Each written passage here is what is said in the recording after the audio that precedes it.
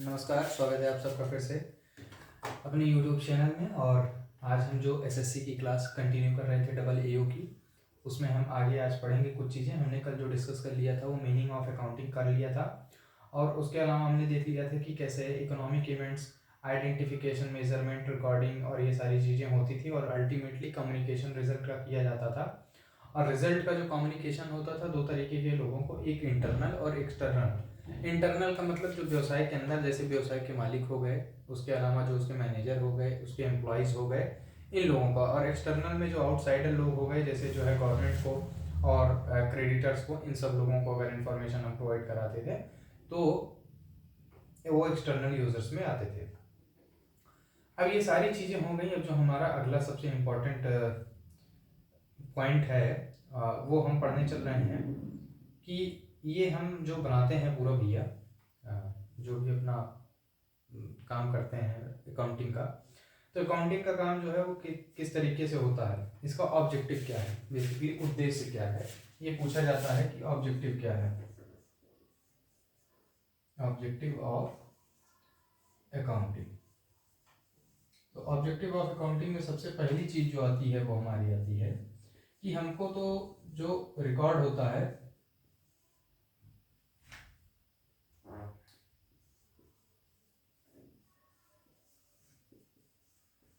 वो बनाना होता है। तो जो हमारे पास रिकॉर्ड होते हैं, फाइनेंशियल ट्रांजैक्शंस होते हैं, उनका एक रिकॉर्ड बनाना होता है। इस वजह से हमको जो है अकाउंटिंग करनी पड़ती है। उसके अलावा हमारे पास क्या है, दूसरा चीज़ कि हमको ये इंफॉर्मेशन चाहिए होती है कि हम कैलकुलेट करते हैं कि हमारे पास प्रॉफिट हुआ है या लॉस, यानी व्यवसाय किस स्थिति में जा रहा है, ये हमको जानकारी चाहिए होती है। लाभ कमा रहा है या हानि कमा रहा है, ये हमको जानकारी चाहिए होती है।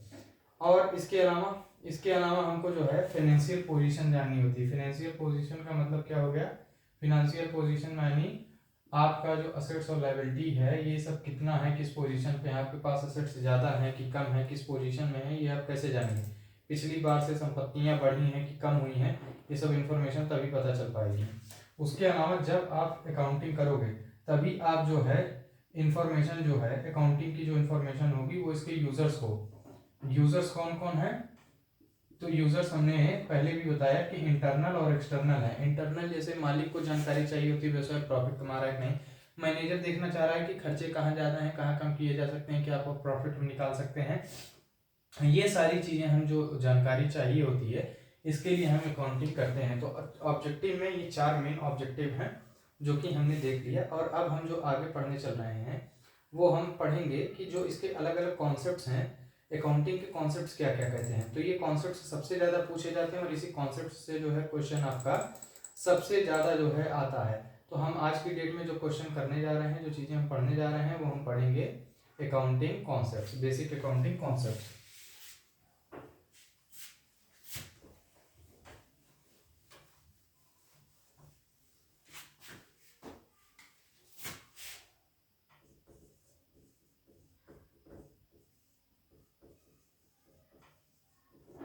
बेसिक अकाउंटिंग कॉन्सेप्ट, अब ये ध्यान से समझना क्योंकि इससे क्वेश्चंस आपके जो है आते ही आते हैं। तो सबसे पहला कॉन्सेप्ट हमारे पास है बिजनेस एंटिटी कॉन्सेप्ट। अब भाई साहब बिजनेस एंटिटी कॉन्सेप्ट क्या है, तो बिजनेस एंटिटी का मतलब हो गया कि जैसे ये बिजनेस है, ठीक, ये बिजनेस हो गया और ये ओनर है। तो ये जो ओनर है और ये बिजनेस है, ये दोनों क्या है, देखो ये एक अलग एंटिटी है, क्या है, एक अलग एंटिटी है, ये अलग है और मालिक जो है वो अलग है, ठीक। यानी इसका अपना खुद का देखिए अलग एग्जिस्टेंस है, इसका खुद का अपना अलग एग्जिस्टेंस है। हम लोग क्या करते हैं कई बार कि इन दोनों को एक मानते हैं, जो कि गलत चीज है। यानी बिजनेस की अपनी अलग पहचान है और मालिक की अपनी अलग पहचान है। यही हमारा जो कॉन्सेप्ट है ये कहता है बिजनेस एंटिटी कॉन्सेप्ट। और इसके अलावा क्या है, इसके अलावा हमारा अगला कॉन्सेप्ट जो है वो मनी मेजरमेंट कॉन्सेप्ट है। क्या है, money measurement concept. Money measurement concept क्या है, देखिए मनी मेजरमेंट कॉन्सेप्ट कहता है कि बिजनेस में, जैसे हमने जब अकाउंटिंग कल पढ़ाया था तो बताया था कि कई सारे ट्रांजेक्शन्स होते हैं जो मॉनेटरी वैल्यू के होते हैं और कई सारे नहीं। तो बिजनेस में जो कॉन्सेप्ट हम फॉलो करते हैं उसमें कहा जाता है मनी मेजरमेंट कॉन्सेप्ट का मतलब कि ऐसे ट्रांजेक्शन्स जो रुपए, यानी इंडिया में तो रुपए चलता है, कुल मिला जुला के जो मॉनेटरी टर्म में जिनको हम वैल्यूएट कर सकते हैं, सिर्फ उन्हीं ट्रांजेक्शन्स को हमको क्या करना है, रिकॉर्ड करना है। यानी ऐसे ट्रांजेक्शन्स जो हम मनी के टर्म में नहीं रिकॉर्ड कर सकते हैं उनको हम नहीं एंट्री में लाएंगे, अकाउंटिंग में लाएंगे। जैसे हमने बताया था कि मैनेजर का आज मूड ठीक नहीं है, मैनेजर नाराज है, उसकी कोई एंट्री नहीं होगी क्योंकि वो मनी में नहीं मेजर किया जा सकता है। एक कर्मचारी आज छुट्टी लिया है किसी वजह से, पर्सनल रीजंस की वजह से, तो उसका जो है हम पैसे में नहीं कन्वर्ट कर सकते हैं, इसलिए हम उसको यहाँ पे रिकॉर्ड नहीं करेंगे। तो इसलिए जो चीजें होंगी, जैसे हमने कोई सामान खरीदा, तो सामान खरीदा उसको मनी में मेजर कर सकते हैं, तो वो रिकॉर्ड होगा। मनी मेजरमेंट कॉन्सेप्ट यही कहता है। तीसरा हमारा गोइंग कंसर्न कॉन्सेप्ट। क्या है? Going concern concept. अब गोइंग कंसर्न कॉन्सेप्ट ये कहता है, गो का मतलब जाना और आईएनजी फॉर्म मतलब जो चलता रहे, तो यानी लगातार जो जाता रहे, लगातार जो चलता रहे। आपका नाम से ही क्लियर है, गोइंग कंसर्न कॉन्सेप्ट। यानी कोई भी व्यवसाय जब आदमी खोलता है तो कभी नहीं सोचता है कि ये व्यवसाय 1 महीने 2 महीने में बंद हो जाए या व्यवसाय ज़्यादा ना चले। हर इंसान की इच्छा होती है कि ये व्यवसाय जो हमारा है ये चलता रहे, निरंतर चलता रहे। जैसे आपने टाटा देखा, टाटा आज की थोड़ी ना कंपनी है, कई साल क्या 100 साल से ऊपर हो चुकी है, वो कंपनी आज तक चलती आ रही है। बाटा आप देखो कई सालों से चलती आ रही है, रिलायंस देखो कई सालों से चलती आ रही है। यानी जो आदमी भी बिजनेस खोलता है वो कभी ये नहीं सोचता कि नहीं आज हम खोल रहे हैं 2 दिन बाद बंद कर देंगे। इवन आप अपने शहर के जिस भी शहर से बिलोंग करते होगे, कोई ना कोई प्रतिष्ठित मिठाई की दुकान होगी, ठीक है, किराना की दुकान होगी, जिसको आप लोग जानते होगे बड़े अच्छे से, अरे ये कई सालों से चल रही है, अरे इनके दादा बाबा परदादा लोग चला रहे हैं। तो वो बिजनेस हमेशा इसी कॉन्सेप्ट के साथ खोला जाता है कि वो हमेशा चलते रहेगा, पीढ़ी दर पीढ़ी, यानी जो भी आगे उत्तराधिकारी होंगे उस बिजनेस को आगे चलाते रहेंगे। उसके अलावा हमारे पास क्या है? Accounting period concept.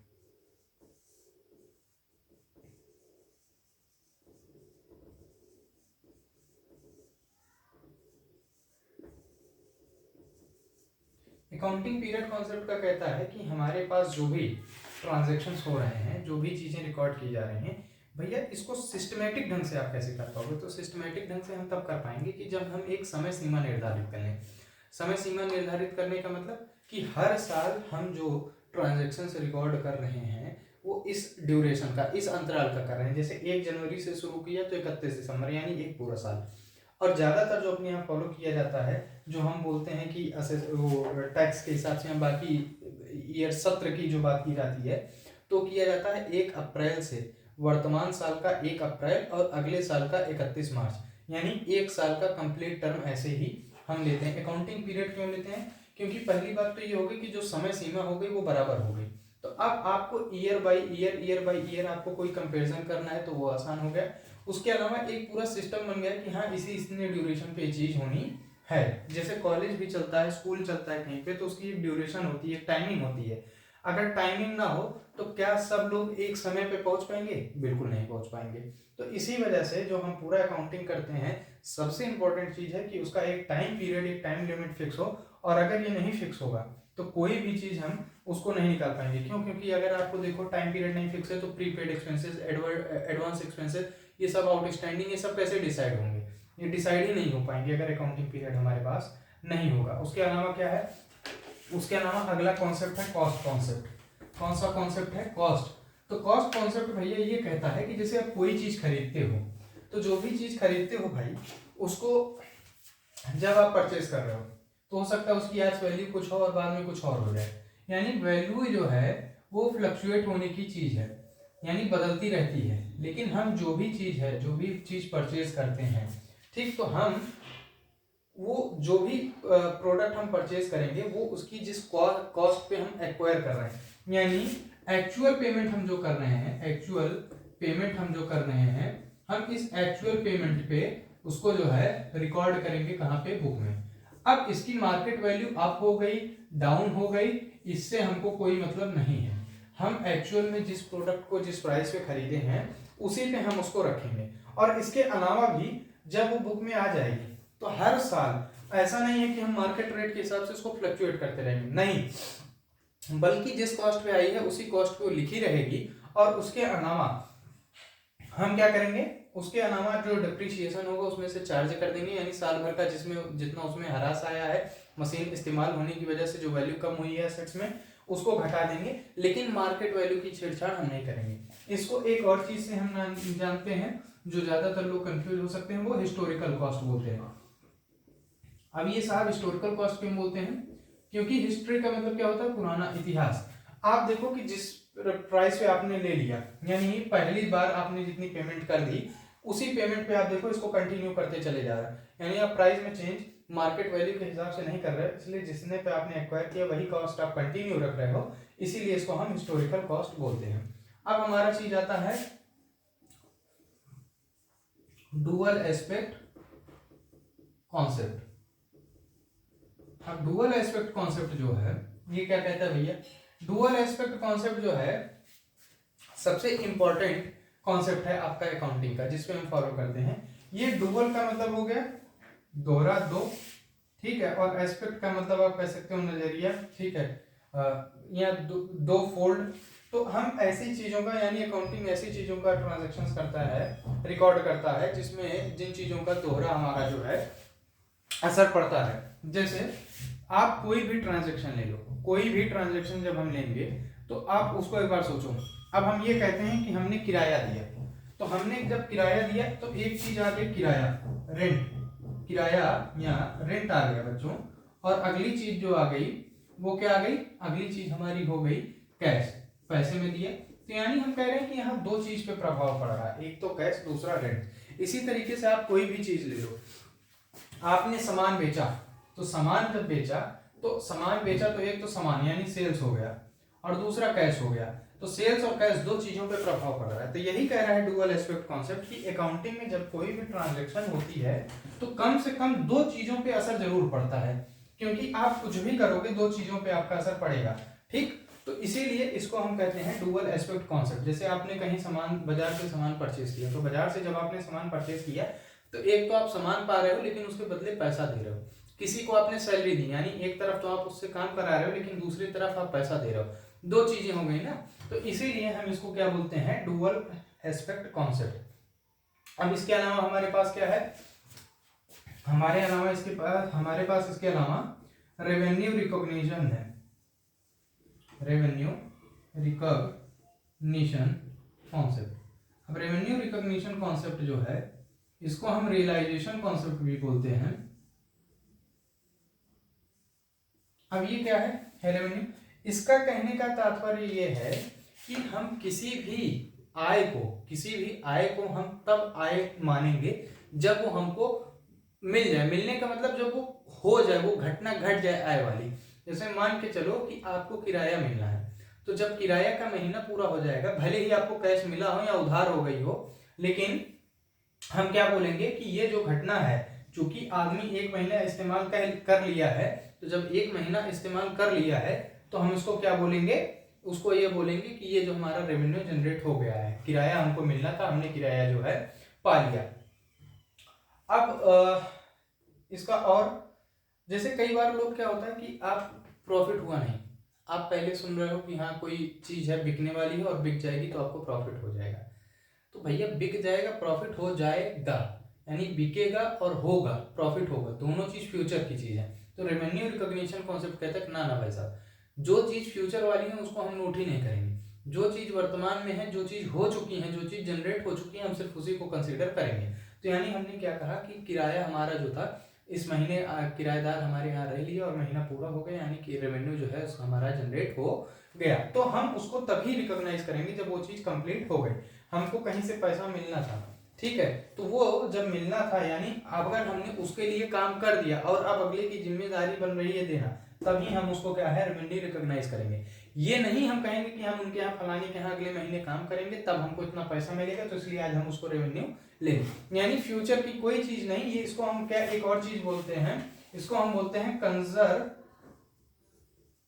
अप्रोच। और ये इससे नहीं, अभी इसी से रिलेटेड अगला कॉन्सेप्ट होगा, उसमें भी ये काम आएगी, जहां पे हम क्या कहते हैं, नहीं इसी में होगा रेवेन्यू की रिकॉग्निशन में, लेकिन खर्चे की बात जब आएगी, यानी खर्चे की बात, यानी जो अगर लॉस हो सकता है खर्चे से रिलेटेड, तो उसको हम पहले ही रिकॉर्ड कर लेते हैं। पहले रिकॉर्ड करने का मतलब कि अगर हमको आशंका है कहीं कि हमारा बड़ा खर्चा आ सकता है या नुकसान हो सकता है, तो हम अपने प्रॉफिट में से कुछ पैसा पहले ही बचा के रख लेते हैं, रिजर्व बना लेते हैं कि फला चीज के लिए जब आएगा खर्चा तो हम इसी में से कर देंगे। यानी ये हम एक कंजर्वेटिव अप्रोच चलाते हैं कि रेवेन्यू हम तभी रिकॉग्नाइज करेंगे, फायदे की चीजें तभी रिकॉग्नाइज करेंगे जब वो उत्पन्न हो जाएंगी। लेकिन खर्चे के केस में हम क्या करेंगे कि खर्चे के केस में हम तभी रिकॉर्ड कर लेंगे जब हमको ये आशंका हो जाएगी कि ये फला खर्चा होने वाला है, फला नुकसान होने वाला है। जैसे आप एक देखे होंगे provision for bad debt. Provision for bad debt क्या है कि हम प्रोविजन बना लेते हैं बैड डेट का। बैड डेट का मतलब आपने किसी से पैसा दिया है और आपको पैसा मिलना था, वो डेटर कहलाता, पर उस आदमी ने आपको पैसा नहीं दिया है अभी तक और आपको संभावना है कि पैसा डूब जाएगा, तो हम कह सकते हैं कि बैड डेट हो जाएगा, यानी खराब हो जाएगा वो पैसा। तो ऐसे केस में हम पहले ही प्रोविजन बना लेते हैं कि हमारा पैसा डूबेगा, उसके लिए हम पहले से ही इंतजाम कर लें। उसके अलावा मैचिंग कॉन्सेप्ट है। तो मैचिंग कॉन्सेप्ट का जो हमारा कॉन्सेप्ट है, मैचिंग कॉन्सेप्ट कहता है कि जो भी खर्चे, इनकम, एक्सपेंस होंगे, लिए जाएंगे, वो सेम अकाउंटिंग पीरियड के होंगे, सेम अकाउंटिंग पीरियड के, और आपस में जो है मैच करें उससे। ठीक, तो जो कुछ भी होना है इसमें हमको ज्यादा कुछ भी नहीं पढ़ना है, लेकिन हम बस इसमें ये समझेंगे कि जो हमारा अकाउंटिंग पीरियड का कॉन्सेप्ट अभी हमने पढ़ा है, उसी अकाउंटिंग पीरियड की चीज उस एंट्री में होनी चाहिए। मान के चलो कि हमने कोई एडवांस पेमेंट कर दी, तो जब एडवांस पेमेंट कर दी तो वो इस अकाउंटिंग पीरियड की नहीं है, यानी इस साल के खर्चों में वो मैच नहीं करेगी। तो इसलिए हम उसको क्या करेंगे, एडवांस दिखा के बता देंगे कि भैया अगले अकाउंटिंग पीरियड की, ये इस साल मैच नहीं कर रही है। यानी मैचिंग का कॉन्सेप्ट क्या कह रहा है कि हमारा जो भी चीज है वो इस साल का ही खर्चा होना चाहिए और मैच करना चाहिए। उसके अलावा फुल डिस्क्लोजर कॉन्सेप्ट क्या कहता है? फुल डिस्क्लोजर कॉन्सेप्ट ये कहता है कि हमको जो भी इंफॉर्मेशन है वो हमको क्या करनी है, पब्लिश करनी है ऑर्गेनाइजेशन की। ठीक, जहां पे रिक्वायर्ड होगा, जैसे अगर लीगल रिक्वायरमेंट है कि कंपनीज को अपनी बुक पब्लिश करना, तो वो जो है डिस्क्लोज करेंगे, पब्लिश करेंगे। उसके अलावा जो इंटरनल लोग हैं जिनको इन्फॉर्मेशन चाहिए होगी, उनको हम कंप्लीट इन्फॉर्मेशन क्या है, पब्लिश करेंगे। हम कोई भी चीज छुपा नहीं सकते हैं। कंपनीज के केस में काफी जो है ये सख्ती है कि उनको चीजों को छुपाना नहीं, बल्कि उनको क्या करना है, डिस्क्लोज करना है। तो डिस्क्लोजर से वैसे भी पता है कंपनी क्या डिस्क्लोज करेगी, ज्यादा से ज्यादा अपनी फाइनेंशियल चीजें डिस्क्लोज करेगी। तो फाइनेंशियल का मतलब क्या होगा, अपना प्रॉफिट कितना है, ये सब चीजें, और बैलेंस शीट। और 10वां पॉइंट हमारा है कंसिस्टेंसी कॉन्सेप्ट।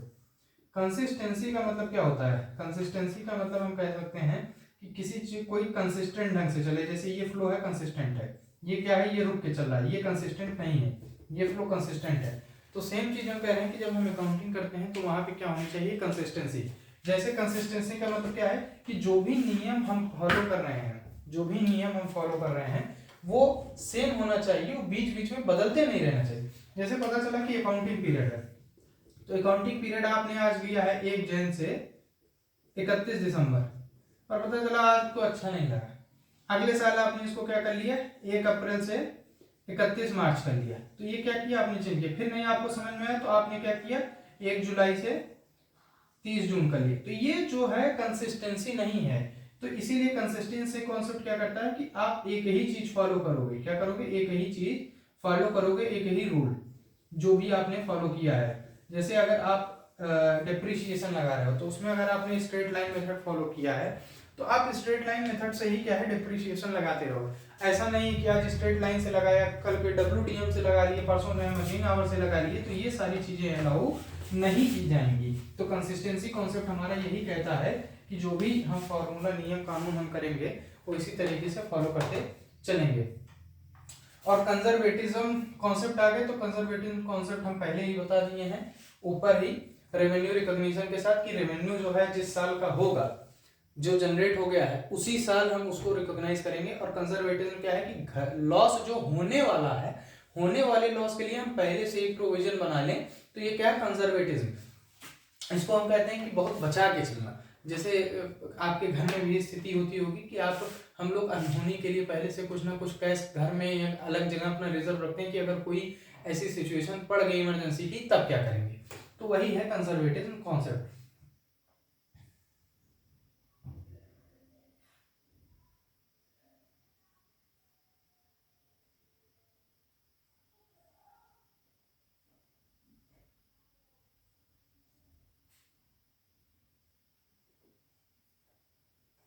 उसके अलावा कुछ और छोटे छोटे कॉन्सेप्ट हैं, इसका कोई बहुत विशेष जो है हमारा नहीं है। जैसे ऑब्जेक्टिविटी कॉन्सेप्ट है, तो ऑब्जेक्टिविटी कॉन्सेप्ट का मतलब क्या कह रहा है कि ऑब्जेक्टिविटी कॉन्सेप्ट का मतलब ये है कि भैया जो भी अकाउंटिंग होनी चाहिए वो ईमानदारी से, निष्ठापूर्ण ढंग से और संस्था के उद्देश्य को ध्यान में रखते हुए करनी चाहिए। ऐसी चीजें नहीं होनी चाहिए कि हम जो है बेनिफिट दिखाने के लिए और गलत ट्रांजेक्शन्स करें। मान के चलो कि आपने कहीं पे खर्चे जो है, किसी को वेजेस आपने 400 रुपए दिए, पर आप फर्म की बुक में क्या दिखा रहे हैं अकाउंट्स में कि हमने इसको जो है 800 रुपए दिया है। अब 400 का जब 800 दिखाओगे तो आपके खर्चे दिख गए ज्यादा और एक्चुअल में आपका प्रॉफिट हो जाएगा कम, लेकिन वास्तविकता में तो प्रॉफिट ज्यादा है। इस हिसाब से हो सकता है कि आप टैक्स चोरी करो। तो ये सब चीजें जो है हम नहीं करेंगे। तो ये ऑब्जेक्टिविटी कॉन्सेप्ट आ गया हमारा। इसके अलावा जो है और कोई भी चीजें, जैसे मटेरियलिटी का कॉन्सेप्ट है, तो मटेरियल फैक्ट्स को हम सिर्फ रिकॉर्ड करेंगे, इमटेरियल फैक्ट्स का रिकॉर्ड नहीं होगा। तो ये इतनी सारी चीजें हो गई। और इसके बाद जो है हम अगली क्लास में, चूंकि ज़्यादा बड़ी क्लास नहीं रखनी है, अगली क्लास में हम फिर आगे की चीज़ों को रिकॉर्ड करेंगे। ठीक है, आज के लिए इतना ही। Thank you very much.